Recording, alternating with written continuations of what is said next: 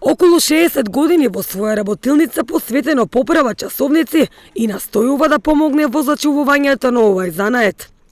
Панчо од Струмица со овој занает се занимава уште од 1965 година и вели дека уште од дете си играл со часовници. Вели дека занаетот полека изумира и дека младите не се насочуваат кон оваа професија која бара прецизност и трпеливост и дека не сакаат да се занимаваат со овој занает. На тај занаат дојдех на 6 мај 2065 година. Значи, со това се занимавам негде околу, колко е околу 60, не, 52, 56 години, 60. Това како да ми се пречусува дека ќе одам на занаато едно време.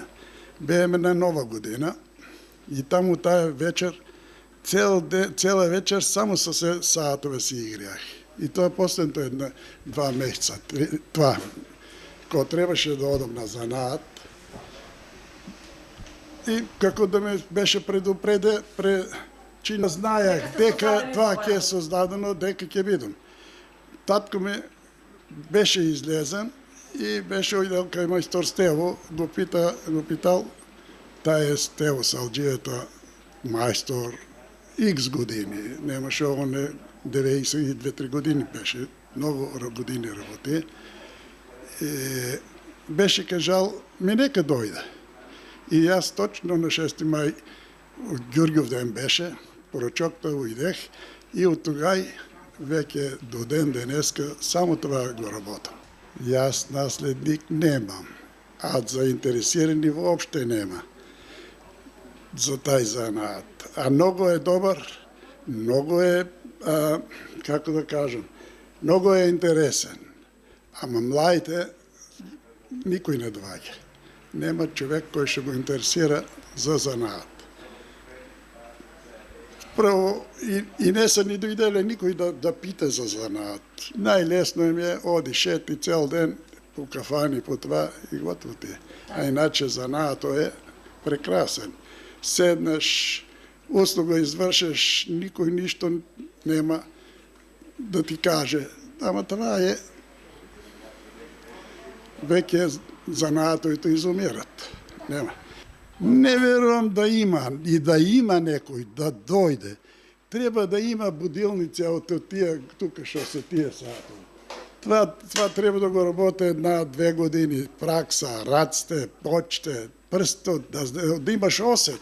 Лесно е сега, само да речеме, за да батерија, може да некој дојде да знае, може и на улица да смене. Ама за сад да поправе, веќе, тоа не верувам. Нема ни заинтересираност. Кој ќе дојде тук? Да дојде цел ден да седе за 100 динара, за 200 динара? Не верувам това. Панчо вели дека муштерии многу нема, но за еден живот може да се заработи. Пред 20-30 години имаше работа, се работеше, имаше пари. Сега нема, може денеска да дојдат еден, двојца, 5 души, али готово, толку е. Нема веќе од таа занаато. Значи не се заработува? Заработува се за живот, да речеме. Ама тоа ние ќе го имаме праксата, а тај кој ќе да дојде од прв, да речеме, да отворе, јас не гледам тоа да може. За заработвачката, за еден живот има.